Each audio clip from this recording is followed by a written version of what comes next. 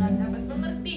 Karena Tuhan, bukan hamba-Mu yang semakin besar, biarlah hamba-Mu ini semakin kecil, tetapi Engkau yang semakin besar Tuhan. Di dalam nama Tuhan Yesus kami berdoa, haleluya, amin. Puji nama Tuhan. Saudara-saudara, kita kembali lagi di dalam dapur roti hidup, dan saya sangat bersukacita akan kasih Tuhan dalam kehidupan kita. Dan saya sangat bersyukur untuk siapapun yang mendengar untuk di siang hari ini. Dan saya akan membuka kitab suci firman Tuhan, dan kiranya Tuhan pakai saya untuk dapat memberitakan kebenaran firman Tuhan. Karena kebenaran firman Tuhan itu adalah hal yang mutlak, dan Tuhan Yesus itu adalah Allah satu-satunya yang mutlak. Jadi jangan pernah ragu akan kasih Tuhan, akan penyertaan Tuhan, akan pengharapan Tuhan. Mari kita buka di dalam Roma 14 ayat 7 sampai dengan ayat 9. Roma 14 ayat 7 sampai dengan ayatnya yang ke-9. Jika sudah dapat, katakan amin. Baik, saya akan membacakan ayatnya yang ganjil, dan saudara-saudara, Roma 14 ayat yang ke-7 sampai dengan ayatnya yang ke-9. Saya akan membacakan semuanya.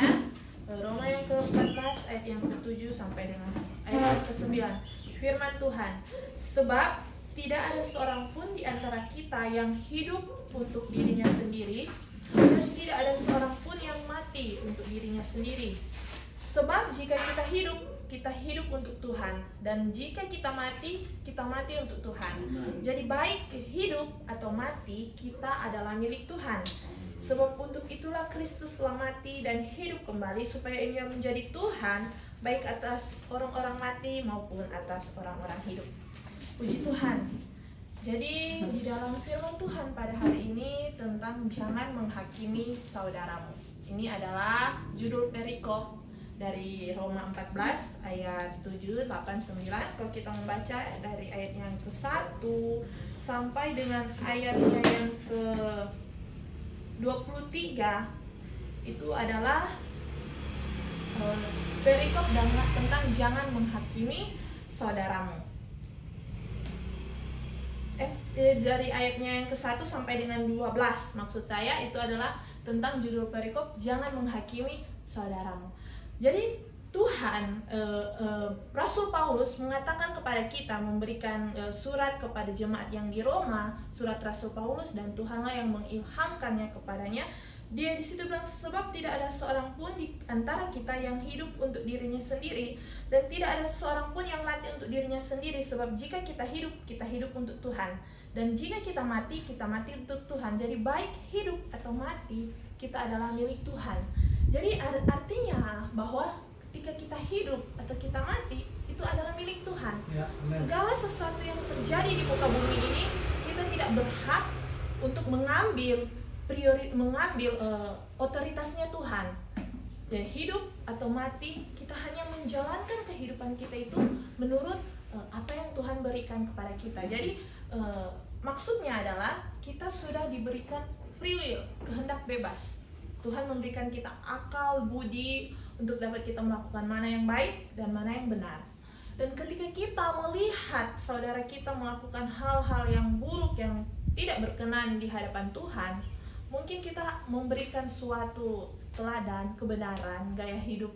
Tetapi untuk menghakimi mereka, itu bukan otoritasnya kita. Itu adalah otoritasnya Tuhan. Di sini dia di ayat yang ke-1, mari kita baca. Terimalah orang yang lemah imannya tanpa mempercakapkan pendapatnya. Yang seorang yakin bahwa ia boleh makan segala jenis makanan, tetapi orang yang lemah imannya hanya makan sayur-sayuran saja. Siapa yang makan, janganlah menghina orang yang tidak makan. Dan siapa yang tidak makan, janganlah menghakimi orang yang makan, sebab Allah telah menerima orang itu. Jadi setiap manusia di dalam muka bumi ini itu berhak menerima kasih karunia Tuhan. Tidak ada yang tidak berhak. Jangan mengatakan kenapa itulah orang-orang ya ahli-ahli Taurat, orang-orang Yahudi itu kenapa Tuhan sampai turun ke dalam dunia? Karena hanya orang-orang Yahudi menganggap hanya orang-orang Yahudi untuk menerima kebenaran firman Tuhan. Hanya orang keturunan Abraham, Ishak, dan Yakub. Tetapi Tuhan datang ke dalam dunia ini untuk menebus segala dosa manusia. Jadi ketika kita melihat sebuah ajaran-ajaran yang mengatakan sesuatu harus ini, sesuatu seperti ini, sesuatu seperti itu, dan kita mendengar, oh tidak, Tuhan yang tidak maksud tidak seperti ini, Tuhan maksud tidak seperti itu. Janganlah kita menjadi golongan orang-orang yang menghakimi, oh mereka benar, oh mereka salah, oh mereka itu tidak betul, oh mereka itu hanya kita simpan saja dalam hati kita sendiri. Tetapi biarkanlah Tuhan yang menentukannya, karena bukan kita yang menentukan baik benar atau salah. Itu adalah kehendaknya Tuhan. Dia bilang di ayat yang keempat, siapakah kamu sehingga kamu menghakimi hamba orang lain? Entahkah ia berdiri, entahkah ia jatuh, itu adalah urusan Tuhannya sendiri. Tetapi ia akan tetap berdiri karena Tuhan berkuasa menjaga dia terus berdiri. Yang seorang menganggap hari yang satu lebih penting daripada hari yang lain, tetapi yang lain menganggap semua hari sama saja. Hendaklah setiap orang benar-benar yakin dalam hatinya sendiri. Jadi kepercayaan kita, iman kita itu teguh di hadapan Tuhan. Jadi banyak sekarang sudah banyak beredar berbagai macam jenis aliran, berbagai macam jenis. Itu memang itu harus terjadi. Karena apa? Karena Tuhan Yesus itu bukan orang Kristen. Tuhan Yesus juga bukan orang Katolik. Tuhan Yesus juga bukan orang Gemim. Tuhan Yesus juga bukan orang Pantekosta. Tuhan Yesus juga bukan orang Advent. Tapi Tuhan Yesus itu adalah Tuhan. Dia adalah mutlak. Tuhannya semua orang. Jadi jangan kita menjadi pemecah belah. Tuhan bilang anak-anak orang benar itu adalah membawa damai. Dia adalah membawa damai. Dia bukan seorang yang memecah belah suatu golongan. Dia adalah pembawa damai itu sendiri. Jadi ketika ada orang yang menghasut ini itu, biarkanlah dia. Karena Tuhanlah yang menghakimi orang. Jadi kenapa Tuhan Yesus bilang, ketika Tuhan Yesus mengajarkan kepada kita, ketika orang menampar pipi kiri, berikanlah pipi kanan. Ketika orang suruh berjalan 1000 km, berjalanlah 2000 km. Jadi artinya apa? Itu memang sulit untuk kita, setiap manusia, ketika dia bilang, masa sih ketika orang menampar pipi kiri, berikanlah pipi kanan. Yang artinya apa? Tuhan mengajarkan kita, ketika kita mendapat sesuatu hal yang tidak enak daripada orang, bukan berarti tambah lagi. Tidak, saudara. Itu Tuhan mengajarkan kita bahwa kita jangan membalas apa yang diberikan mereka kepada kita. Biarkanlah mereka itu. Jadi yang jangan berarti kita bilang, kasih pipi kiri, napa pipi kanan juga tampar. Memang Tuhan mengajarkan seperti itu, tapi Tuhan tidak akan membiarkan pipi kanan kita juga tertampar. Yang artinya bahwa kita tidak membalas perlakuan dia terhadap apa yang diberikan kepada kita. Mari kita buka di dalam Mazmur yang ayatnya yang ke-37. Mazmur ayatnya yang ke-37. Ayat yang pertama. Jangan marah karena orang yang berbuat jahat. Jangan iri hati kepada orang yang berbuat curang. Sebab mereka segera lisut seperti rumput dan layu seperti tumbuh-tumbuhan hijau. Percayalah kepada Tuhan dan lakukanlah yang baik. Diamlah di negeri dan berlakulah setia. Jadi jangan marah karena orang yang berbuat jahat. Jadi ketika Tuhan mengajarkan kita untuk ketika ditampar pipi kiri, kasih pipi kanan, itu Tuhan mengajarkan kita untuk tidak jadi sama seperti orang yang menampar pipi kiri. Kalau misalnya kita kasih pipi kiri, terus seperti kalau di zaman Taurat, mata ganti mata, gigi ganti gigi, tidak ada orang yang benar di dalam hal itu. Siapa yang benar? Mereka semua sama. Tidak ada orang yang berlaku benar, karena mereka saling membalas. Akhirnya tidak ada yang benar di hadapan mereka. Semua sama. Itu yang ingin Tuhan maksudkan dalam kehidupan kita, bahwa kitalah yang harus menjadi orang benar. Jangan sampai kita ketika kita dia kok membuat seperti ini kepada kita, akhirnya kita balas. Kau sama dengan orang itu. Jadi apa balasannya? Tuhan sudah tidak mau turun tangan. Semua sudah mendapat hukumannya yang sama, setimpal, semua saling menghukum sesamanya sendiri-sendiri. Akhirnya sudah mendapat balasan, itu sudah mendapat upahnya, dia sudah mendapat hukuman. Tapi ketika Tuhan yang melakukannya, kita bahkan tidak bisa mendeskripsikan bagaimana Tuhan itu. Di ayatnya yang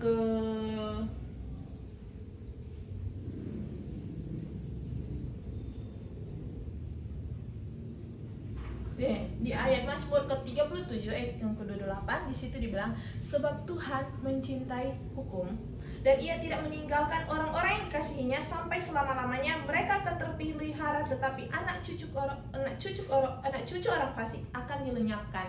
Jadi kenapa di dalam kitab Musa, di dalam Taurat itu diberitakan, di dalam perjanjian lama Tuhan bilang tidak ada keadilan di dalam hukum manusia.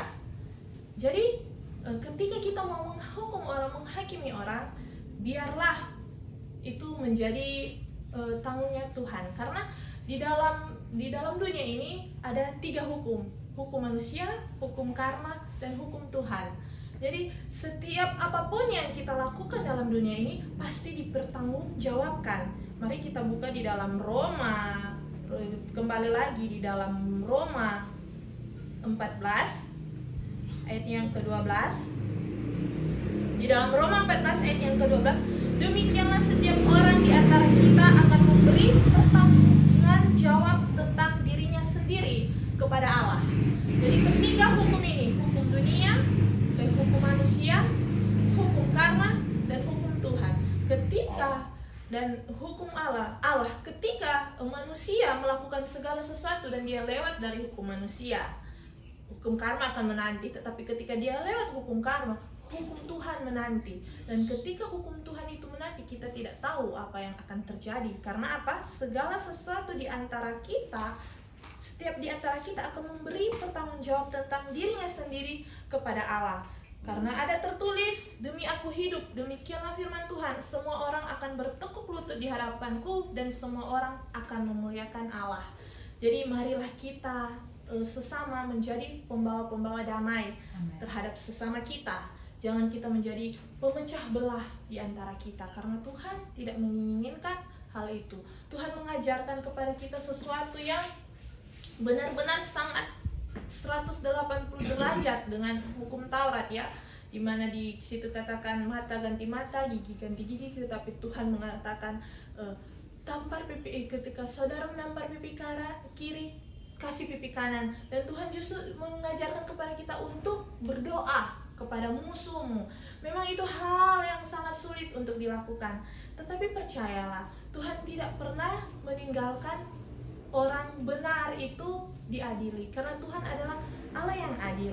Mari kita buka di dalam Mazmur 37, kembali lagi di dalam Mazmur 37, saya akan membacakannya lebih jelas lagi.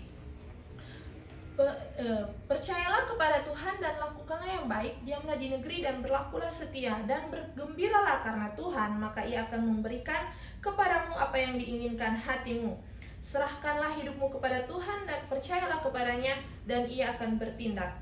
Ia, dengar baik-baik, Ia akan memunculkan kebenaranmu seperti terang dan hakmu seperti siang. Jadi biarlah Tuhan yang berperang untuk kita.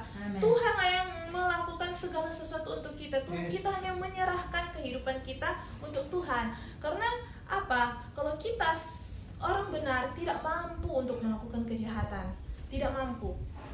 Jadi Tuhan tidak bakal membiarkan orang-orang benar itu. Karena di dalam dunia ini, kenapa Tuhan Yesus bilang dunia tidak menerima dia? Di dalam Yohanes Yohanes pertama ayat yang keberapa itu Tuhan bilang, Tuhan datang kepada dunia, tetapi dunia tidak mengenalnya. Karena memang dunia tidak bisa mengenal Tuhan. Karena ketika manusia hidup di dalam dunia, dia tidak bisa mengenal Tuhan.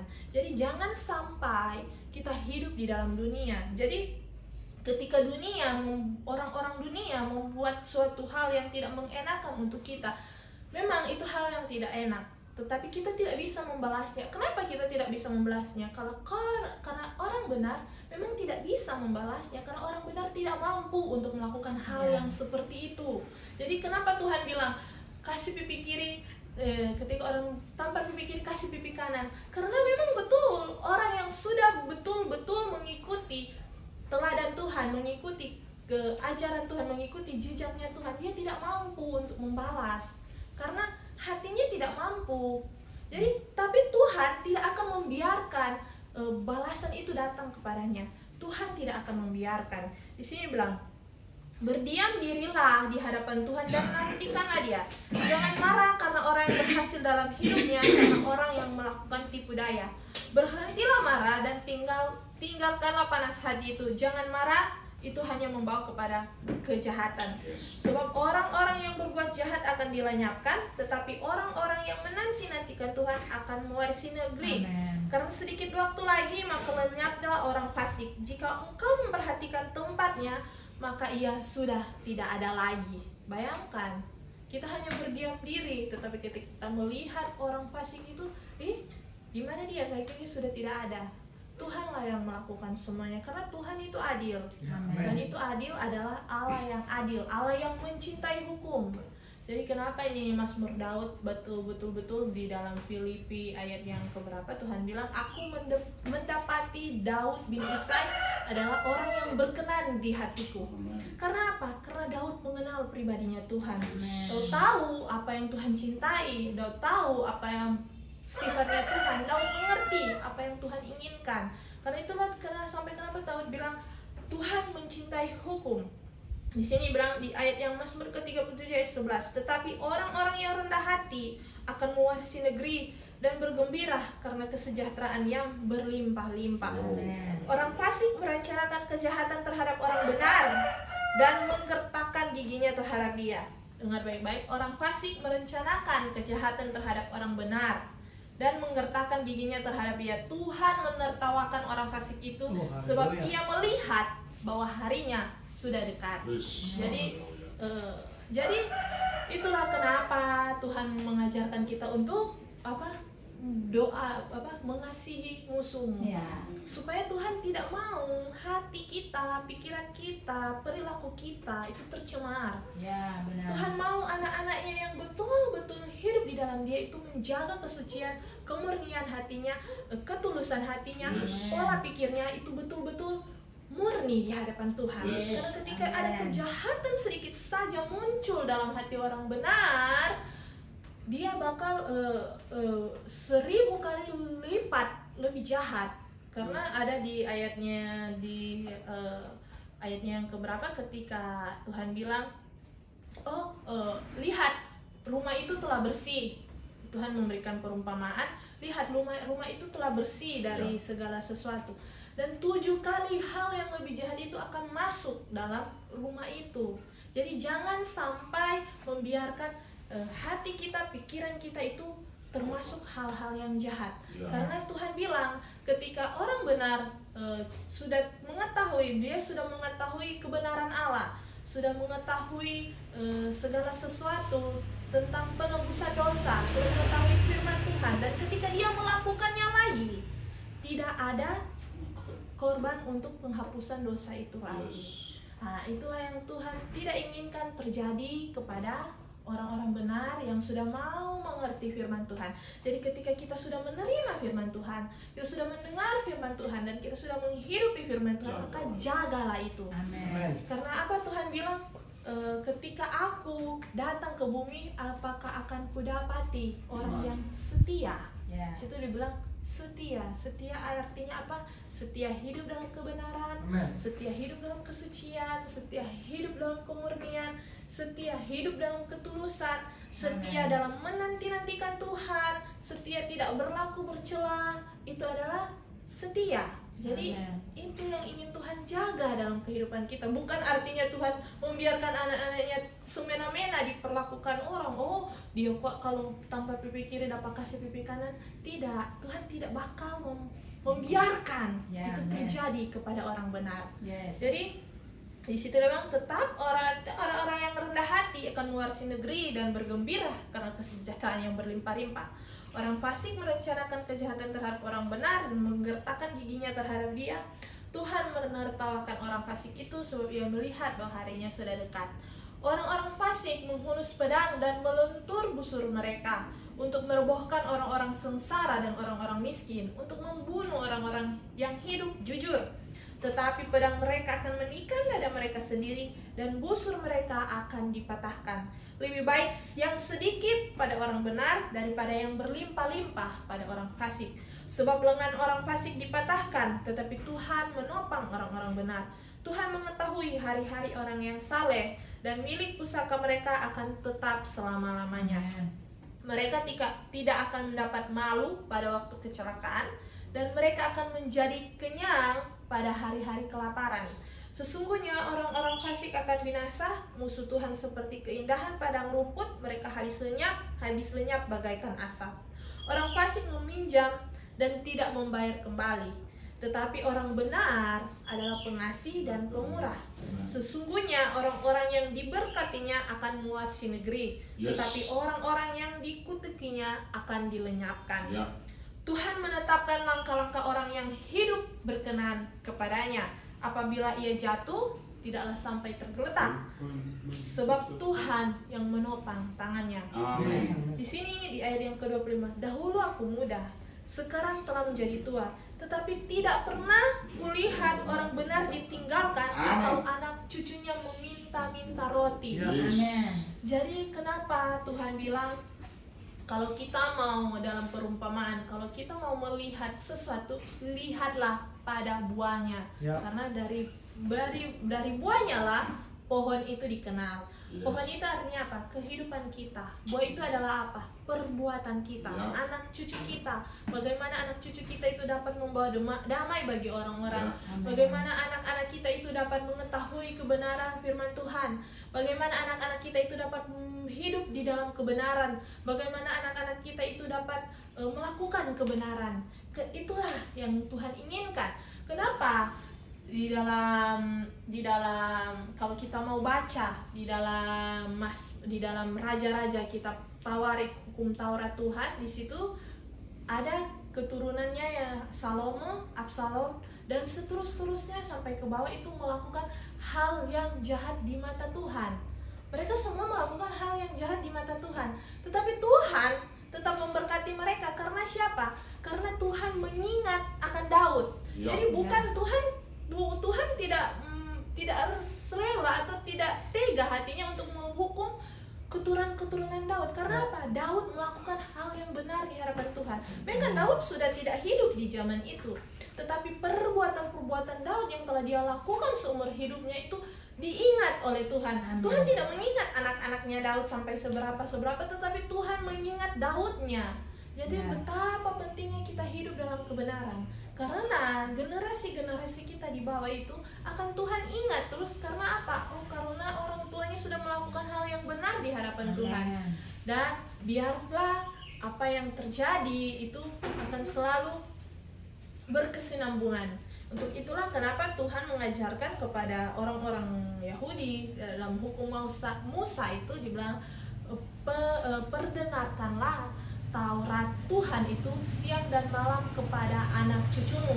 Itulah yang diperintahkan Tuhan melalui Musa kepada orang-orang Yahudi. Sehingga kalau kita mau lihat kenapa orang-orang Yahudi itu bisa hidup tangguh dalam dunia ini, mereka dapat mengontrol semua dunia ini, karena apa? Dasar hidupnya itu adalah firman Tuhan, Taurat Tuhan yang kokoh.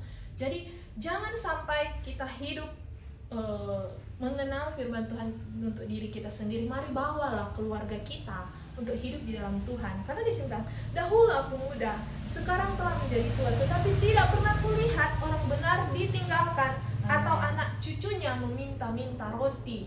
Jadi berkat Tuhan itu turun-temurun. Berkat Tuhan turun-temurun, sama seperti Allah memberkati Abraham, Allah memberkati Ishak, Allah memberkati Yakub. Itulah berkat Tuhan yang sebenarnya. Jadi Tuhan tidak memberkati hanya kepada satu generasi. Tuhan memberkati kepada generasi seterusnya. Apabila kita hidup dalam kebenaran, maka dari itu kenapa Tuhan mengajarkan kita untuk hidup teladan dan mengasihi sesama kita. Karena itu Tuhan ingin menjaga kita tetap setia dan memiliki hati yang betul-betul di hadapan Tuhan. Tiap hari Ia menaruh belas kasihan dan memberi pinjaman, dan anak cucunya menjadi berkat.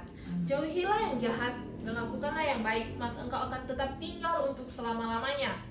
Sebab Tuhan mencintai hukum dan Ia tidak meninggalkan orang-orang yang dikasihinya sampai selama-lamanya mereka akan terpelihara.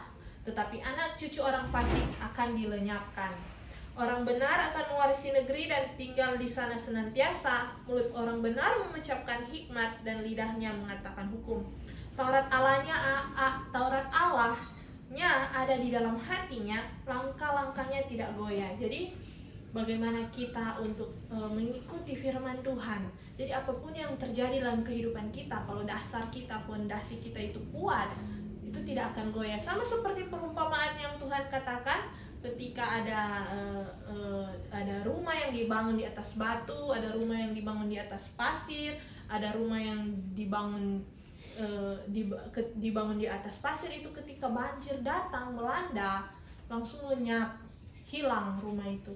Tetapi ketika rumah yang dibangun di atas batu yang kokoh, ketika banjir melanda, dia tetap berdiri teguh. Itulah yang Tuhan inginkan dalam kehidupan kita. Firman Tuhan itu menjadi dasar dalam kehidupan kita. Jadi kita tidak akan tergoyang dengan hal apapun yang menimpa dunia ini. Bayangkan kalau kita melihat Nuh bersama keluarganya, dia hidup di dalam dunia yang memang betul-betul kita tidak bisa mendeskripsikan sejahat apa. Sampai Tuhan bilang di dalam Kejadian 6 ayat 6 itu sudah bilang, aku menyesal telah menjadikan manusia. Bayangkan seberapa jahatnya itu manusia sampai Tuhan bilang menyesal. Tetapi karena satu orang, Nuh dan keluarganya, Tuhan melepaskan penyesalan itu terhadap manusia. Dan Tuhan bilang, lihatlah tanda pelangi ini, aku tidak akan melakukan hal yang seperti ini lagi. Ketika pelangi masih muncul, Tuhan tidak akan melakukan hal yang seperti ini. Hanya dari satu keluarga yang benar mampu menyelamatkan seisi dunia. Itulah kenapa kalau kita hidup benar, walaupun sekelilingi hal yang terjadi apapun, Tuhan tetap akan menyelamatkan kota itu, karena Tuhan melihat ada orang benar yang ada di situ. Tuhan tidak rela untuk melakukan segala sesuatu ketika ada orang benar hidup di dalam kota itu, walaupun kota itu sudah terjadi segala macam hal kejahatan. Karena ada orang benar hidup di situ, Tuhan tidak rela untuk menghanguskan, melenyapkan, memberikan suatu bencana alam apa. Tuhan tidak rela. Hanya karena satu orang itu terjadilah. Apabila kalau misalnya banyak orang benar hidup, maka betapa Tuhan tidak rela untuk membiarkan orang benar itu sengsara, menderita atau apapun. Tuhan tidak rela, hatinya tidak mampu. Jadi hiduplah dalam Tuhan, karena hidup dalam Tuhan itu memang betul-betul mengenakan. Karena banyak orang bilang, oh hidup dalam Tuhan tidak banyak uang, tidak banyak ini, tidak banyak. Tidak, saudara. Itu adalah hal yang orang-orang fasik katakan. Tetapi kalau kita hidup di dalam Tuhan dengan sungguh-sungguh, berkat Tuhan sebenarnya bukanlah kekayaan, kehormatan, kemewahan, kelimpahan.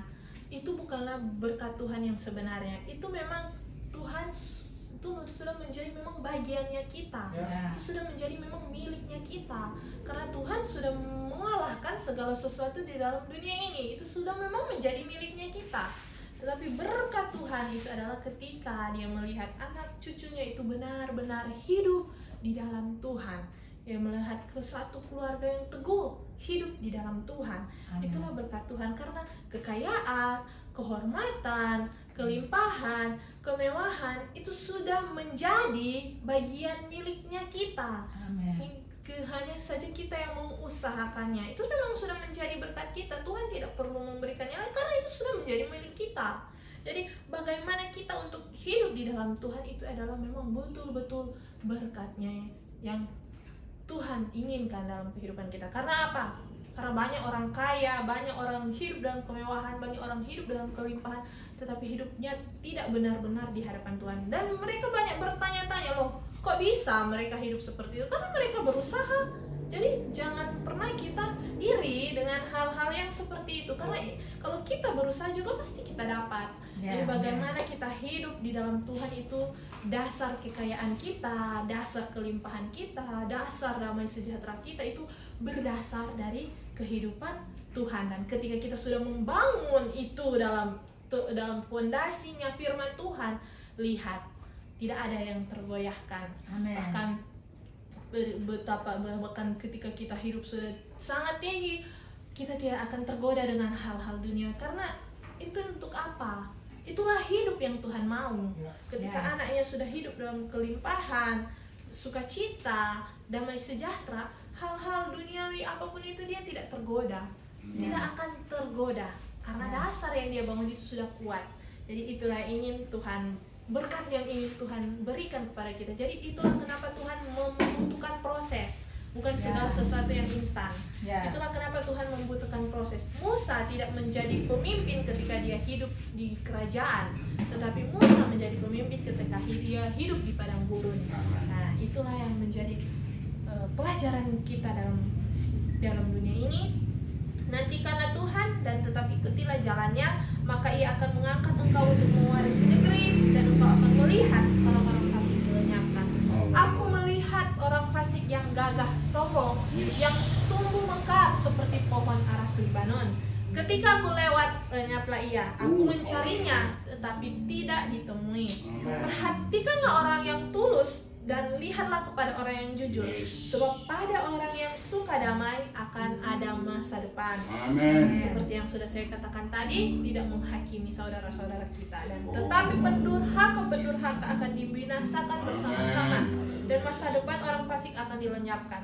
Orang-orang benar diselamatkan oleh Tuhan. Ia adalah tempat perlindungan mereka pada waktu kesesakan. Tuhan menolong mereka dan meluputkan mereka. Ia meluputkan mereka dari tangan-tangan orang fasik dan menyelamatkan mereka, sebab mereka berlindung padanya. Jadi itulah mengapa saya bilang kita tidak boleh menghakimi saudara-saudara kita atau siapapun itu yang melakukan hal-hal yang tidak mengenakan kepada kita, karena Tuhanlah yang melakukannya. Kita hanya perlu berdiam diri saja dan mengikuti apa yang Tuhan inginkan. Biarkanlah mereka. Karena kalau Tuhan yang balas, kita tidak tahu apa yang menjadi balasan Tuhan. Kita tidak tahu. Tapi yang menjadi tugas kita adalah hidup di dalam Tuhan, berkenan di hadapan Tuhan, sama seperti Daud, hidup di dalam Tuhan, memuji namanya, memuliakan nama Tuhan, bersekutu dengan Tuhan, hidup dalam kebenaran. Itulah yang menjadi tugas kita di dalam dunia ini. Dan kita lihat, oleh karena kehidupan kita, satu kota, bahkan satu negara akan diselamatkan. Oleh karena satu orang benar, maka jadilah orang benar itu. Demikianlah firman Tuhan. Tuhan Yesus memberkati. Mari kita setelah doa, kita berdoa. Terima kasih banyak Tuhan, karena apa yang telah Engkau berikan kepada kami itu benar-benar menguatkan kami Tuhan. Kami mau untuk menjadi orang benar, orang yang hidup di dalam kebenaran, sehingga Engkau selalu melihat matamu kepada kami Tuhan. Di dalam nama Tuhan Yesus kami berdoa. Haleluya.